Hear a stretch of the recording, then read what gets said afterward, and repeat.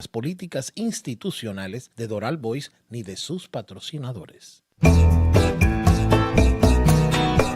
Con Esquivel, yeah, baby, a otro nivel. I love my Doral. Con Esquivel, a ti te quiero Doral.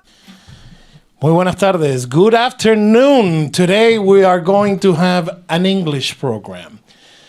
I'm sorry to the Spanish speaker only, but I think it merits the situation. Not long ago, I had a program regarding homeowners associations and the frauds that go along in the Miami area, especially in the Doral, since 85% of our program, 85% of our cities, cities, places like neighborhoods are homeowners associations or have some type of homeowners association or condominium fees. Okay, with me, I have two wonderful ladies, two retired police department lieutenant and sergeant. Okay, Tamara Reyes with the retired Miami Police Department, and Suzanne Lawton, South Florida. Her voice. Okay, South Florida property owners consultant. What is South Florida property owners consultant actually do? Besides the word says consulting. Well, we established in 2018. I was a sergeant in the Miami-Dade Police Department. I worked in Economic Crimes Bureau. So at the time, we started seeing an influx. Even though I wasn't assigned to the condo unit, we started seeing an influx of homeowners coming in with complaints about what was happening, the lack of transparency, the fact that they were there was allegations of fraud and mismanagement of association funds. Okay. So once I retired, I reached out to Suzanne and a group of other retired police officers that I respected. And I asked them if they would join me in this venture of trying to assist these people. The majority of the people had already either had filed a complaint, a criminal complaint, or they had already gone to the DBPR and tried to file a regulatory complaint. Yes. So basically that's what we do. We handle this in the private sector. Okay. Either a property owner, a group of property owners, or an association that now a newly elected board can hire us to look into the financial documents and how their money was spent. You mentioned DBPR. They are the regulators of condominium associations? Yes, they regulate condo associations. They do not regulate homeowners associations. Okay, what's the difference between them, if you don't mind telling our people? Oh, by the way, this is your camera, and that's my camera. You will be appearing in all social media, YouTube, and our webpage is live right now as we speak. Okay, go ahead, I'm sorry. So the condo associations are regulated under the 718 statute. Okay. And the homeowners associations are regulated under the 720 statute. You're talking Florida State? Yes. Okay. What happens is, every unit in a condominium contributes $4 to the state. Oh. And the homeowner associations don't. Although the laws are in place, they are not regulated. Do they bound by the same laws? Or they have different type of laws depending on the chapter that they have? They almost mirror each other. Okay. There's a few exceptions, but Okay. they almost mirror each other. Interesting. Can you talk about yourselves first before we get into the deep? Okay. While you were how many years in the force? 29 years. 29 years in the police force. I thank you for your service. How about you, Suzanne? Nearly 28. 28 I retired years. a little early, and Yeah. I'm a retired lieutenant. Are you a Miamian or you were born somewhere? Born and raised. Born and raised in Miami, Florida. Yes. How about you, The Tamara? same? Same? You were born here? Yes. Well, you know, when we did a program similar to this in Spanish, and you can look at it in our channel of YouTube.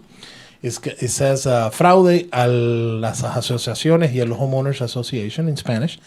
And the way that Tamara spoke in English of the words, I said we have to do this in English for our English-speaking public. This is a radio station committed to the community of Miami, of Doral. It's called Doral Voice Community Radio for a reason. We started this, and there's a lot of volunteers here. One of the problems is the lack of communication and information that the citizens or the residents of a city receive. Before we went in the air, Suzanne was the person that handled a lot of those incorporations for the city, for the Miami-Dade County, okay, when they were Yes. incorporating cities. Can you explain to me that experience? Must have been humongously nice. It was very interesting because I got to watch it from inception, from an idea to birth through the county legislation, and then assisted in transitioning these newly formed cities into their own cities, and then also provided the contractual law enforcement, Oh, helping you to figure basically out. did it as a law enforcement division? Yes. Okay, good. Under the strategic planning section under the director at the time. Okay. And what we did is we looked at, the type of crimes that were happening in that particular area, whatever area was incorporating, the number of police officers that it would take to police that area, what things were unique to that area. For example, Doral. Doral had a population at the time of 22,000 some odd. remember. But the population swells. It's a transient population during the daytime, and you all swell to over 100,000 people in your city. I know, 113,000 people go through our city, but only today 70,000 live here. That's how much we have grown. That's The crazy. voting population back then was like 8,000 when you mentioned 20-something thousand. Yes. Everything was woods. I think the only way you can get to Doral Park was to 36th Street. Right. Okay, and I did remember, because I had a business here. I didn't live in Doral back then when it was in a city. But I remember that all the police, when Doral was incorporated, was on the Miami-Dade Police, the same cars, but they said City of Doral.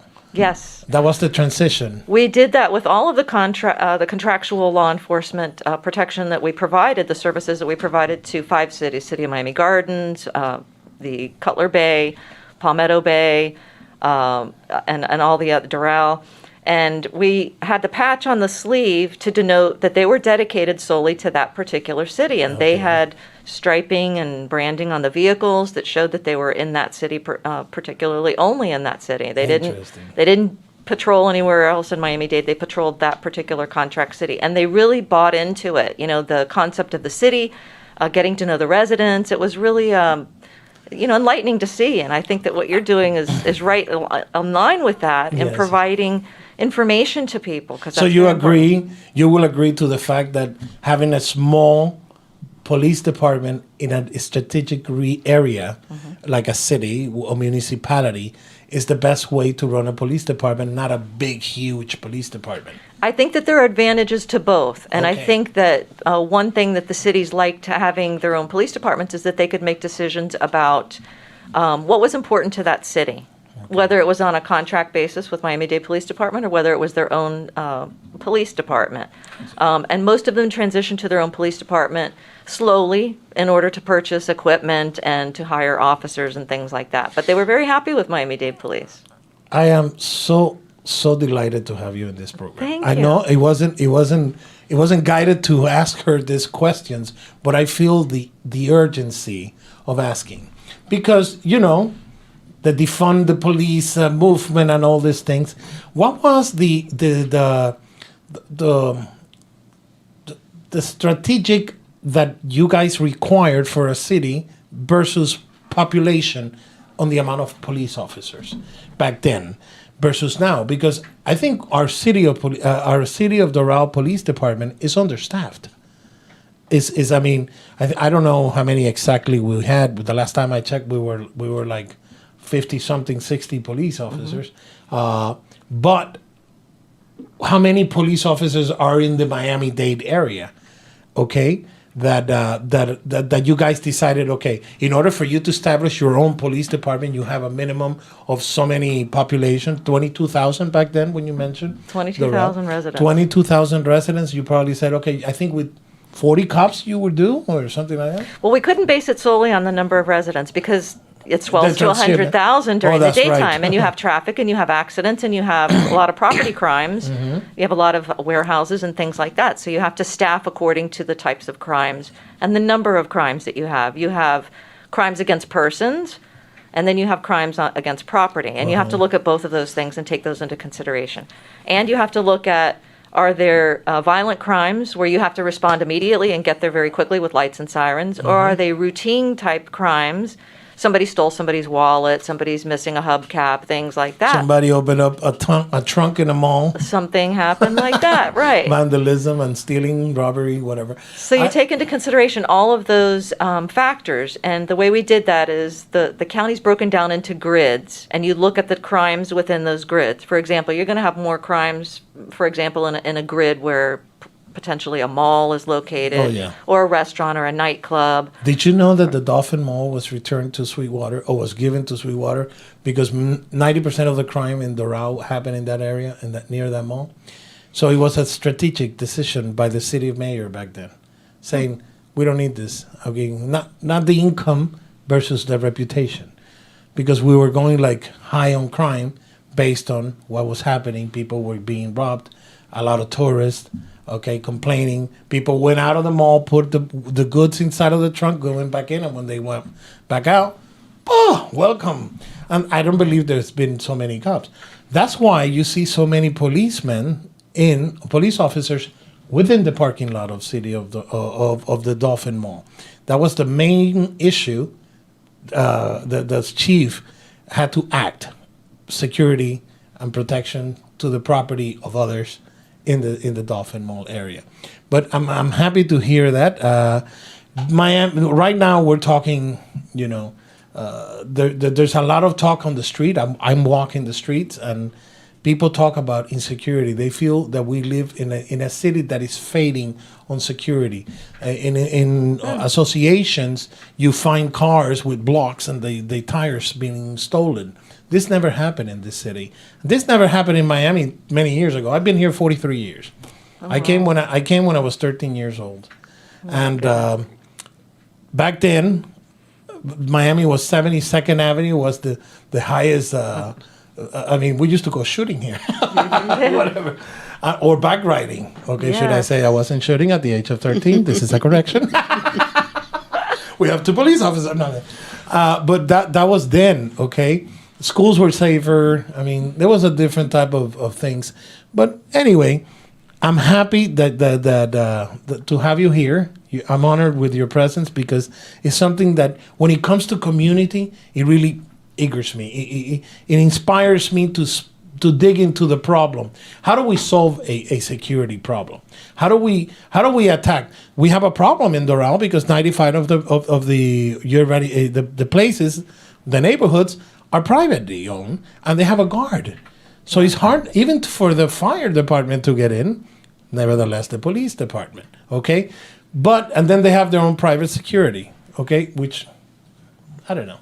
Lately, you go to a place and you have to put your driver's license in, and somebody in Tulsa, Oklahoma says, who are you visiting?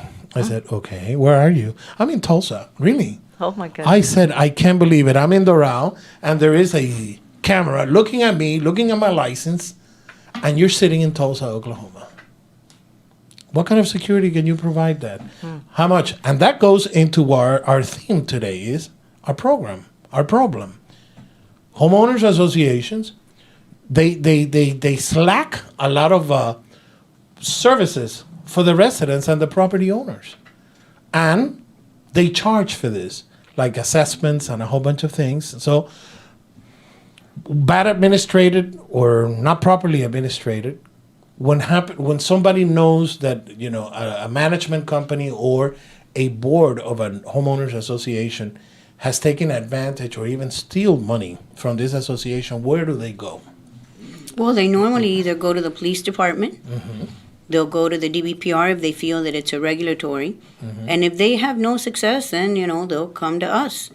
Okay, but they can sue individually, or you obviously do not recommend that, because you need the experience and the knowledge of where are those batches, those air batches happening. Okay, what happened when you were a police officer in that particular desk, or when you were sitting in a desk hearing all these complaints of homeowners association frauds? What happens is that when the homeowner comes in, the majority of the time, they've already asked for association records. The state statute, the 718, says that they have to provide them.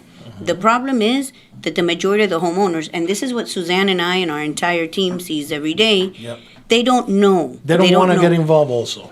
Yes, but Major they problem. don't know what it is, what a financial statement consists of. Yeah. They don't know what they're looking for. So whatever it is that the association provides to them, It looks pretty. it looks okay. You know, it says that this is what we have, and they're okay with that. There's money in the bank. We're not in a negative. The issue comes with how is that money spent? And what people don't understand is that the association may be solvent, but if you don't have enough money in your reserve accounts, you don't have enough money in each line item, at some point there's going to be a special assessment. At some point there's going to be loans. We have associations that, you know, the homeowners will come to us and the association has a loan of 5, 10, 15. We've even seen one for $37 million. $37 million loan by a homeowners association. Now you tell me who approved that? Who is the guy in jail? No, because the board has the ability to approve it, whether the unit owners are approving it or not. The board itself has the ability to approve those loans. So what happens is, how did you get to that, where you needed that kind of money? Wow. And like you What did you said, do with $30 million? just complete When renovations. you have 95, but you have 90, but this must have been a big, huge homeowners association or condominium It association. was a condominium with about 300 units. What's- So between the elevators, the upkeep of the elevators, the upgrade of the electrical or the plumbing or the concrete restoration, the problem is that how did you get to that? How is it that your association now can be at this point and nobody knew? But I wanted to add to what you both were talking about, which was how transient the city is, how many investors you have. And the truth is, if the maintenance goes up for an investor, he just goes and he raises a rent to the person that's renting, and he's not We're being going to impacted. talk about that in a moment. Doral and all South Dade. Yes. All Miami-Dade. I mean, you used to drive to Kendall because it was cheaper to live there. It's the same price as Doral. I mean, a two-bedroom apartment. I feel bad for the young people. A two-bedroom apartment today, and they blame it on charges. Is $2,100. Hello, there's no salaries to pay for this here. Not at the beginners level. I'm sure there's a lot of professionals, and they're blaming a lot of things we're getting a lot of people relocating from upper states that are looking for freedom or different type of living. Okay, they don't want to be harassed, or I'm talking about major cities that they don't like the way that is being run. Okay, more liberal cities, that conservative states like Florida. Okay, what happens is that there is a fact that people are moving in, but what are we going to do if we don't act on this behalf? We're going to get our own Floridians to move out because they simply cannot live? My son threatened me, saying I have to move to Orlando. And Orlando is going over there, so don't go to Orlando. It's becoming very expensive. A two-bedroom apartment in Orlando is already at $2,200. That's crazy. I mean, when they raise your rent, Mayor Levin Cava lately mentioned that there's a cap that you can only raise, and it's 5% of your rent. They're not paying attention to this. Who does the people that rent can go to? There's no task forces No enforcement. no enforcement. Because after the fact that you have been robbed, it becomes a civil court, correct? Yes.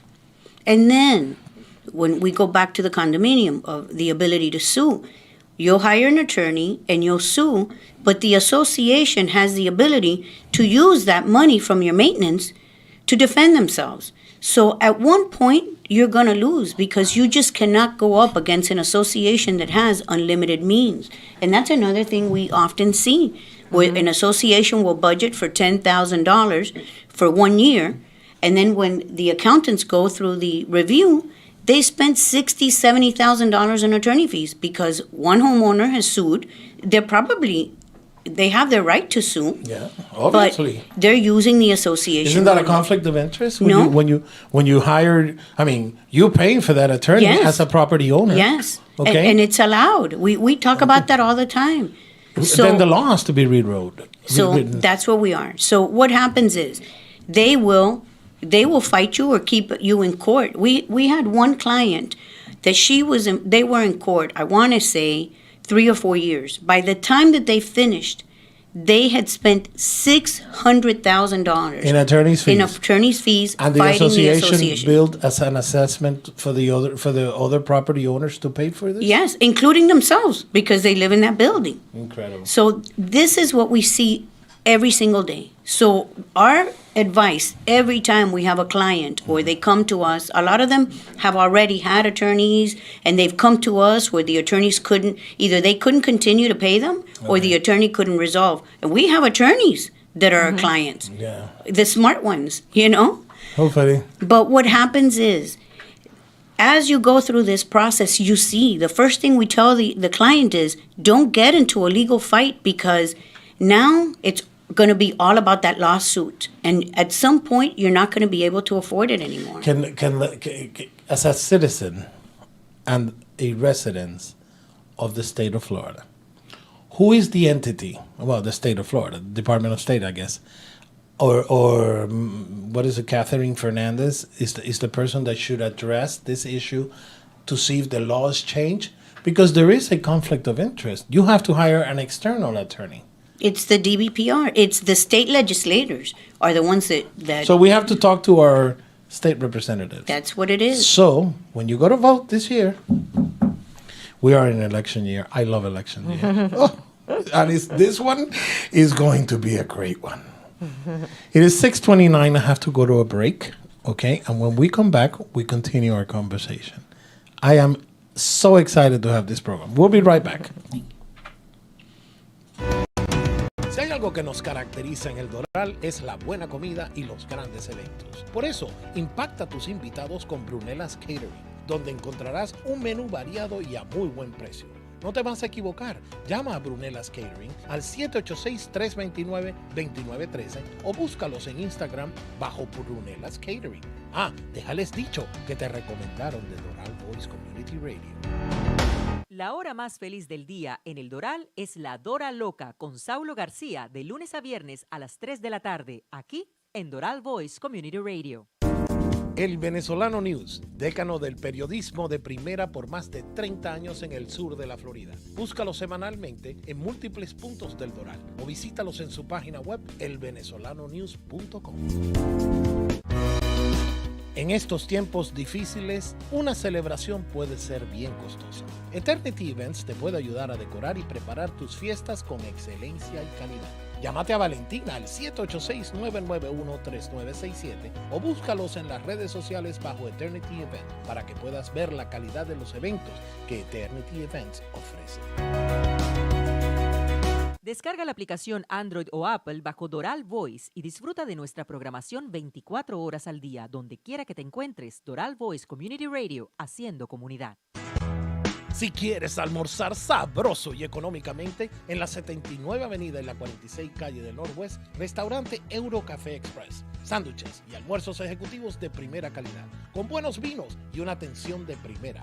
Visita a nuestro amigo José. Para más información, llama al 786-362-6471. Restaurante Eurocafé Express. La hora más feliz del día en el Doral es La Dora Loca, con Saulo García, de lunes a viernes a las 3 de la tarde, solo aquí en Doral Voice Community Radio. Cuando se trata de calidad y prestigio en diseños gráficos, tus mejores trabajos los consigues en Printcraft. Buen precio, rapidez y confianza de que tus proyectos gráficos queden profesionalmente. Llama a Carlos al 954-294-6139. Printcraft, calidad comprobada. Welcome back. Welcome back. I never mentioned the date. Today is April 5th, and it's right now 6:32, even though we started on time. This program is in English, and I have it for a reason, because there are two wonderful knowledge ladies in front of me, ex-retired police department person, a lieutenant, and a sergeant, okay? And believe me, they have knowledge of what is going on. Before we went on break, we were talking about the state representative and how do we change these laws and how to get involved. We're in an election year, okay? And I have always said, we have to start, the government starts with you, meaning that it starts in your own association.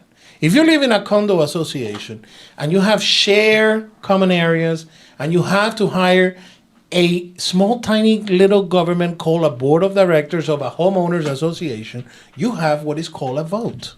Now that vote, you have to choose wisely. If you don't know your neighbors and you have not investigated your neighbors, then don't vote for them. And only take one day of year to vote for the right individual. Do not send the ballot. Because I have seen something. I was telling them off the air that back in 2000 something, I bought a condo in Southwest 8th Street.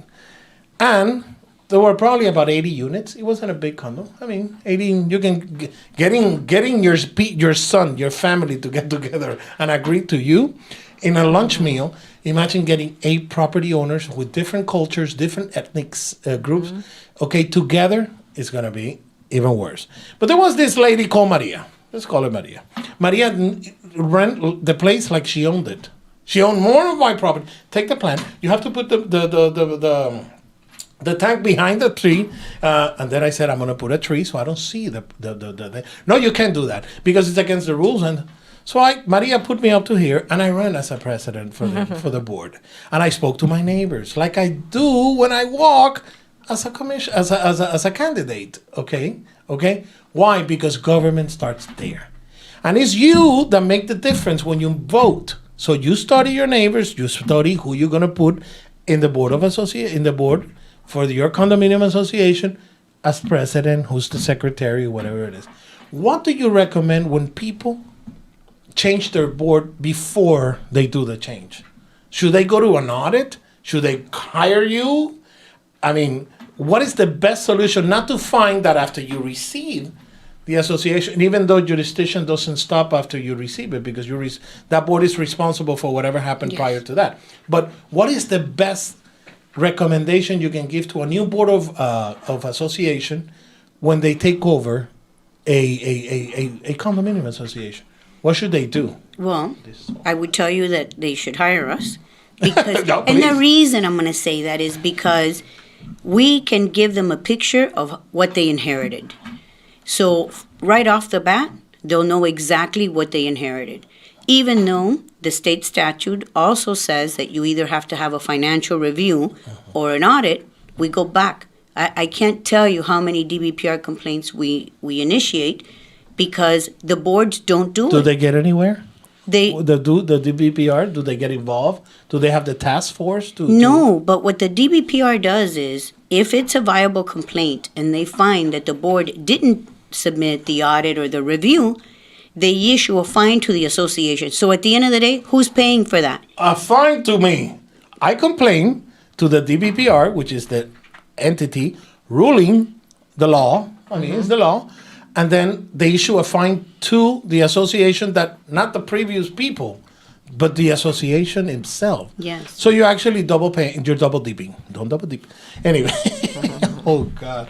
It This goes is- back to educating yourself, Yeah. whether it's a candidate for a council or for Senate or for president, for whatever candidate, you educate yourself as to that candidate. Same thing with the boards. Educate yourself about the board members that are up for election.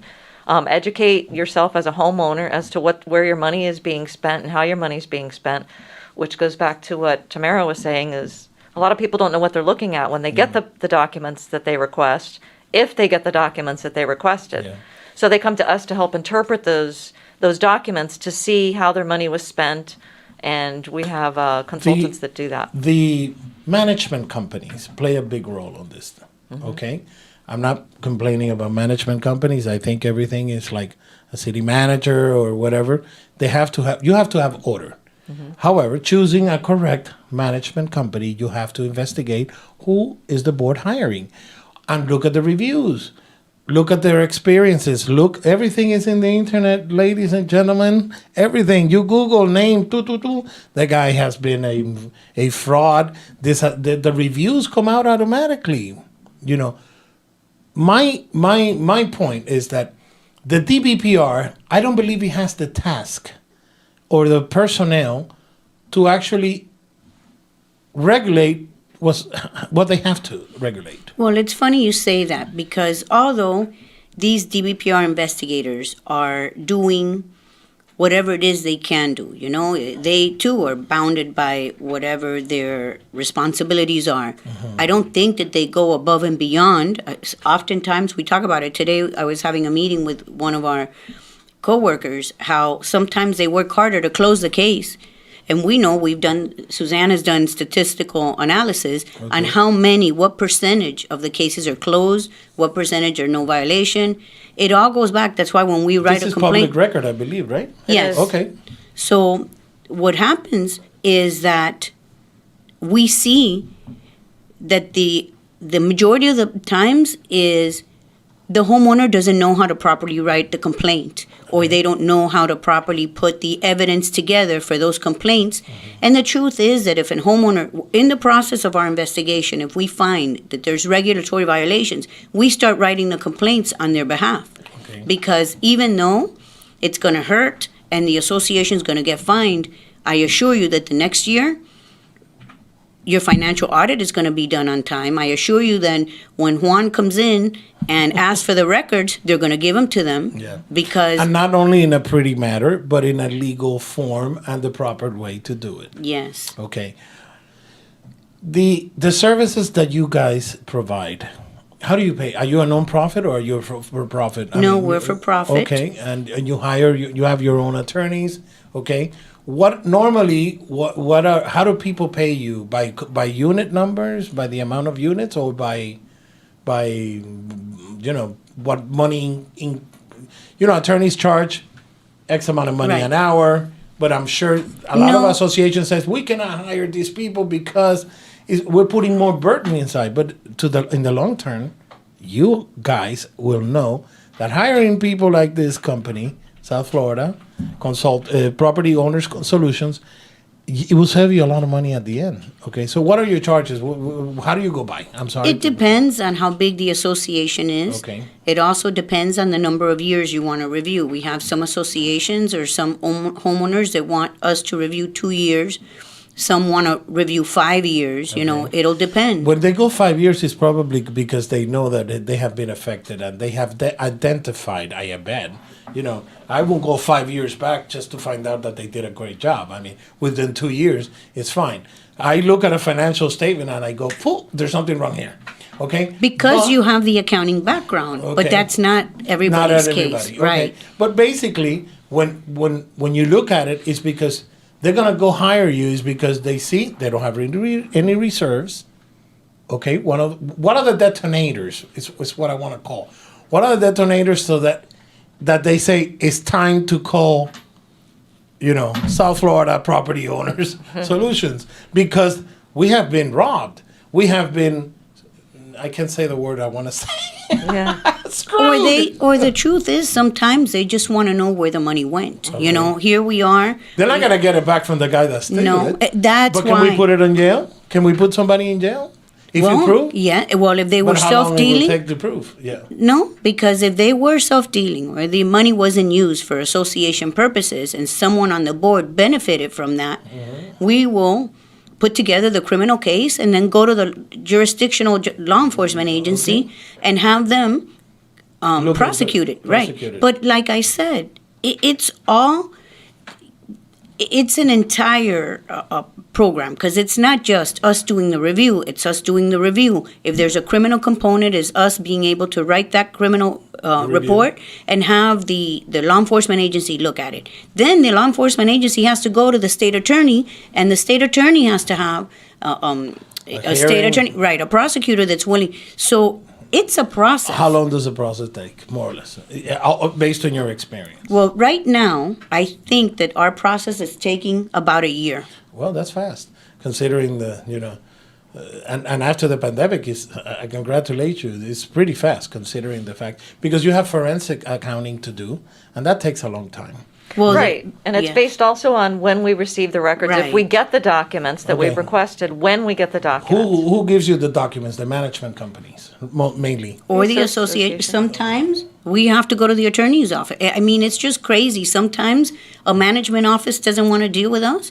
We have to go straight to the attorney's office. I don't get paid for this. It isn't for that. It's because they feel That that they they are get- protected with the attorneys. And what happens is, I mean, that is completely, it's unnecessary because now these attorneys are turning around and charging you $5,000, $6,000, $7,000 to sit there and babysit us while we go through all these. You want to do it, we'll do it.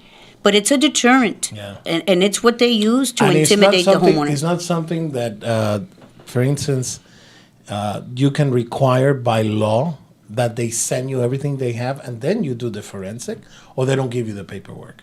You have to look at it and then take copies of whatever you want. No, we get it all. Sometimes it's already put in piles when we go, and we just have to scan the documents. Sometimes they put it on a link and send it to us. Sometimes we go in there and we go through. They'll give us give them a it's USB. great. It's great to know that we're all going paperless, trying to save the Yes. world, because that information is probably on a blink of a link. of a Well, click. the reason the paperless component is so important is because what happens when an association transitions from one to the other? We lost the paperwork. We lost the files. We don't have it. And they do say that. Why? Because they don't want you to do. You mentioned something that the board of an association leaving, is actually liable for whatever happens.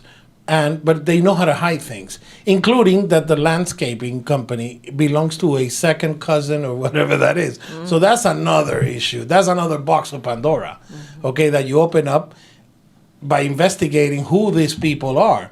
This happens in government, local governments. Can you imagine if it doesn't happen in our own associations? Okay, people have lost the respect to other humans and the respect for money. And those that are planning to leave a better world to our future generations have to act. What do you recommend we should do? I mean, perhaps you. The last time Tamara was here, I told her that as a candidate, I compromised myself to put a task force desk inside of the city so that they can prevent going into a deeper situation that the city it's not going to be affected, but it's a service that we provide. We have to provide to our residents, not because you don't vote for somebody, you're not there for you to be taken care of. One of the reasons New York allowed the residents in a municipality to vote was because of that, because they paid taxes based on their properties. Okay, even though the federal law states that you have to be a U.S. citizen to vote. I don't disagree. I don't agree, but I don't disagree. The problem is that the ruling entity on the voting, have no way of controlling who can vote federally and who can vote municipality, especially the Miami-Dade election committee. I mean, anybody. I heard that the responsible entity of removing somebody that is deceased from the voting facility, you could go as the son or hey, my father is no longer alive, please take him off them. The one that does that is the Social Security Administration, and they could be very far behind, 2 years, 3 years. So we have a problem in that too. And the same thing happens on elections in a homeowners association when we talk about this. Why? Because they send a ballot with a beautiful financial statement in the back. Am I talking? And they usually put it in a different color paper. You know what I'm talking about. Okay, in a different color paper, and they say, okay, here, if you cannot be present, please fill out the ballot. So basically, they come in and they say, okay, I witnessed once, okay, and somebody told me that he said, all these people send their ballots. I know all my neighbors, and he picked up randomly 10, and they didn't know what. They didn't know anybody. Oh my goodness. Can you imagine? That wasn't a nice sight. If I was in that site, I would be very upset. and calling 911, because the next thing that's going to happen is a riot. I'm not an aggressive person, but you are making a fool of us. That's what happens. Okay? So basically, they cancel the board meeting and they require that every single property owner be there or be represented by a relative. So no more proxy. No more proxy. So That would be a great idea. my question to you is, why would anybody go to that extent? Why would anyone on a Because volunteer board, I will do that to that extent if it's hitting my pocket. not that, about going and falsifying? Oh, Why would somebody go to the extent to falsify these ballots? benefits. That's what I'm saying. And it's not fridge benefits. It's, Right. it's called benefits. Money. Okay? A contractor to paint the entire association. And I've seen a lot of them being remodeled today. Because Doral, is a beautiful city, okay? But you see that the associations are being remodeled. They want to be more modern, not the typical yellow that they used to be, the typical Leonard, like blocks building. Now that you see them, they're painting them white. Can you imagine how much money? If you go send somebody to paint your house, you're looking at thousands of dollars. So these associations have friends. If I'm hitting your nerves, please apologize. But it's the way it is, okay? And this has got to stop somewhere. So it's got to be stopped in the ruling entity. The state representatives have to advocate for us as residents and citizens of the state of Florida, and they have to pass those bills. So not a lot of people know about these bills, okay? Tomorrow, there's going to be a city, a Miami-Dade County Public School meeting that some commissioners are going to propose to put the praying back into the schools, okay? Praying before the school time. I remember when I came to this country in 1978, we had Bibles and we had praying, okay? We did the Pledge of Allegiance to the flag, but then we prayed. Because God is the ruler of this country. Okay, this city, this nation was formed on the laws of the Bible. Okay, and a lot of people have been infiltrating it. So we have to go back to basics. Do you think this is being published everywhere? When I'm talking to you tomorrow? No. If we don't say it, like this is the reason we opened up the Raw Voice, okay, is to tell the people, and we put it in a webpage, hey, listen, tomorrow is a board meeting. If they see that the community reacts to these problems, people act. Because one thing that I know community people or residents do, when it comes to vote, they pass the bill. They go, oh no, Baba, I'm sorry. When I told you as a candidate to do this in your prior election, you didn't do nothing. So I cannot vote for you today. That's the rule of the rule of law. That's the way it should be. If you don't act and you promise, then you don't need to hire. I mean, you don't need to hire because basically when you vote for somebody, you're hiring to represent you. Right. In the same level comes the associations. And there's been legislation that's been introduced in the state of Florida. There's been several bills that died before they even got anywhere, which is really unfortunate because what we do is try to educate people. The reason we exist is because there's nobody else doing this. And you talk about DBPR, which is Department of Business and Professional Regulation. Yep. They have a portion that they do enforce. They do enforce the state statutes pertinent to the condominium associations, but they can't be everywhere at once. Especially if they rule the controlled substance, the alcohol is ruled by there.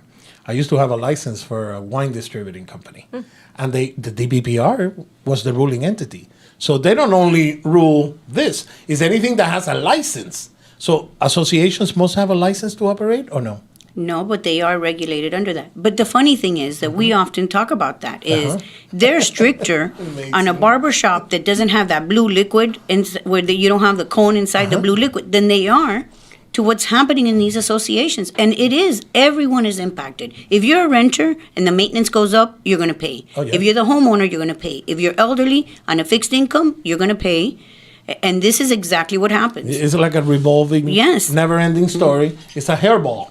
It grows and it grows and it grows. But unfortunately, sometimes it costs people their homes. I mean, if they don't keep up with the maintenance Oh, yeah. fees, or there's somebody doing something, There's so many ingredients that are happening right now. We're living in a very difficult world. And regulations are made every day, more and more regulations. I love regulations because regulations prevents, at least it will keep those away to say, hey, that's regulated. But where's the enforcement? I'm That's okay what with the that. problem is. Because when you had your wine license or a restaurant, what happens? Every They're month afraid- we were inspected That's and it. interviewed. I mean, not interview, inventory of the gallons and the amount of bottles. You see, that is a very controlled industry. You import 4,000 bottles, that goes into your account at the BPR. You sell 200 bottles, you better have 3,800 bottles. If not, you get a fine. So there is an entity. And if it happens 3 times, then they'll take your license away and you can no longer be a wine distributor. That is regulation. That is prosecution. That is action. Okay? Why can't we do this at the level of homeowners associations? Well, don't get us wrong. We work very well with the people at DBPR. No, me we have too. good relations with those people. It's just that it's very difficult for them to respond to the laws that are being broken if the legislation isn't putting those laws on the books. Wow. And their hands are tied with some of the things that they can do because of the number of personnel, the limitations of the number of personnel they have, the knowledge of how to, even look through our contract service that offers Yeah. that we do financial analysis. They're not equipped to do that. The police department generally is not equipped to do that. You've got to have people that can read the financial CPAs or people that can read the finances in order to know what they're looking for. So it's no And they- fault they of don't the have law that staff. enforcement, They don't have and that it's no staff. fault of DBPR. It's just that is a really important component of that. So there are things that can be done if this legislation is put through to protect homeowners, because DBPR does exist, and there is, like Tamara mentioned, the $4 that already goes into the condo fund. The money is there for a task force Yep. to look into these How things. much money? Well, I can imagine how much money, but do you have the figure more or less? How many associations or units on a condo association, state-wise, makes those $4 payments? How much money does that department raises? It's between 13 to $15 million a year. What? There's enough. Enough. I think that's the budget of our police department in Doral, $13 million. So you can actually put law enforcement. Oh, yes, they don't need appropriations. One of the things, and we helped write one of those bills, trying to say, listen, mimic what we're doing at a state level. Because if you do that, you'll already have. Can you do anything locally, the state municipalities, and then go up? Well, absolutely. We think that may be easier. I think so. I mean, we have as an entity, the municipalities have some type of what should we call it? Autonomy, regulated by the state. Okay. Well, first of all, by the county. Okay, but because we're talking residence fraud, there is a way to look inside of those chapters and find out what, as a city, can you do, since you cannot wait from the top down. That shows how important it is, your local elections versus the national election, the president. And my friend, Mr. Trump, Mr. Biden, everybody at the high level, the only thing that affects us is the federal level.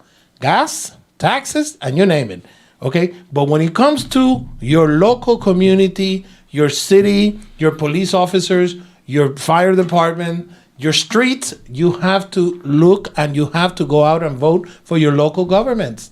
I'm talking municipalities, or I'm talking the Miami-Dade county-wise.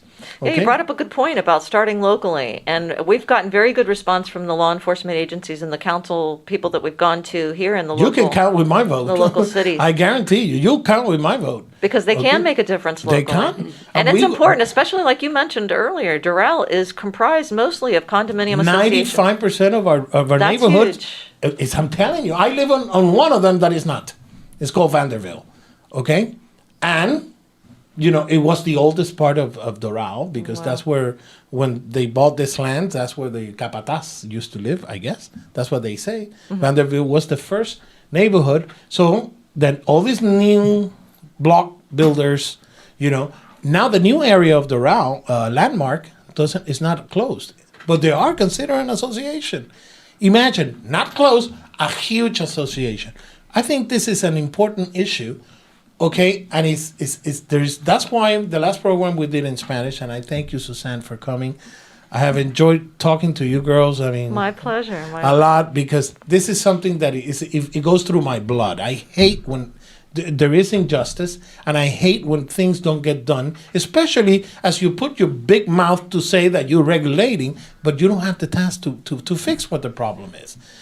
Have you ever been in a court hearing representing or testifying for an association or owners in a way, or have you reached court at any point in your life, in your career?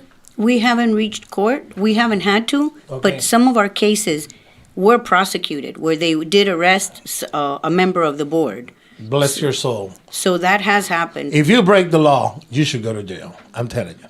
We And agree. I'm especially talking to ex-police officers. My brother-in-law was a police officer at Miami Police Department for 30 years. He retired, like you. And I think it's a school Resource? I think he's a school something security-wise. I don't know what he's doing. He never calls me. But I'm telling you, go ahead. I interrupted. I was just going to say, Tamara started at the beginning of the show talking about how we came to exist, and this was all a brainchild that came out of her head because of a need in the community. You can see the passion from Tamara. She is so passionate. There are nights, I can't tell you, there are nights that she doesn't go to bed until 3 o'clock in the morning because she's working on a case. We're working on something. She's working on something alone, doing her thing.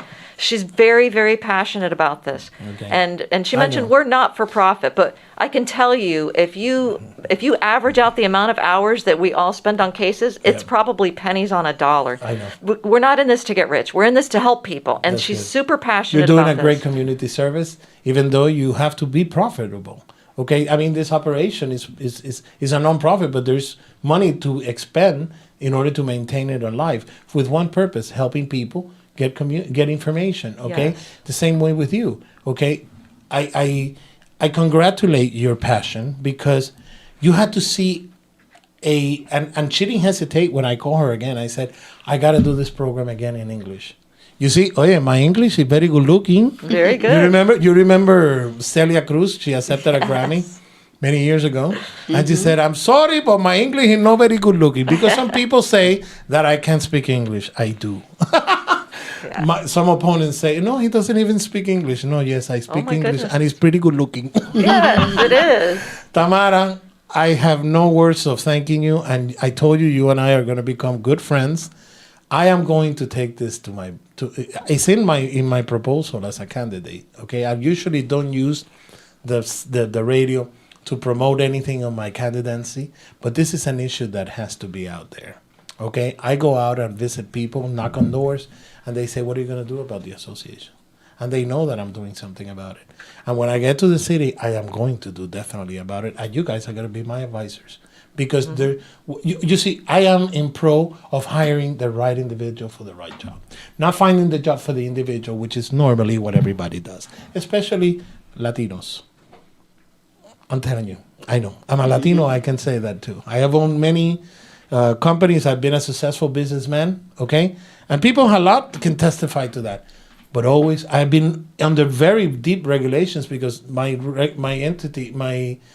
the entity that rules my industry is the Federal Maritime Commission. So they have a task. If you violate your tariff, fines are humongous. And so you have to act very well. So regulations are good. And we have to start at the local level because obviously for many years, many years, nothing has been happening on the state level. But doing it locally, then you have the local talking to the county, then the county talking to the state representative. That will definitely pass the bill. Because it only takes one to break the cycle. And we're going to do it. Awesome. Suzanne, I thank you for your visit. This is Doral Voice. You can come anytime. And if you have something you want to present to us, whatever, or you want to tell the city, please come back. Tamara, thank you very much. Thank you, Juan. This has been a very special program for me because I proved that I speak English. No, but it's true. And, Information is the key to anything, okay? And this is what we do. We give you information so that you look at your representative, look at your local governments, look at your county governments, and your governor. This particular year that is an election year, we will have what we call the pot by the handle. It is you that hire them. It is you that make the rules. They organize. I mean, they organize things because they know, and everything has to have an order, but anything like that. This has been Otro Nivel, another level for Suzanne. Otro Nivel with Juan Carlos Esquivel. I'll be back tomorrow with another program. Thank you very much.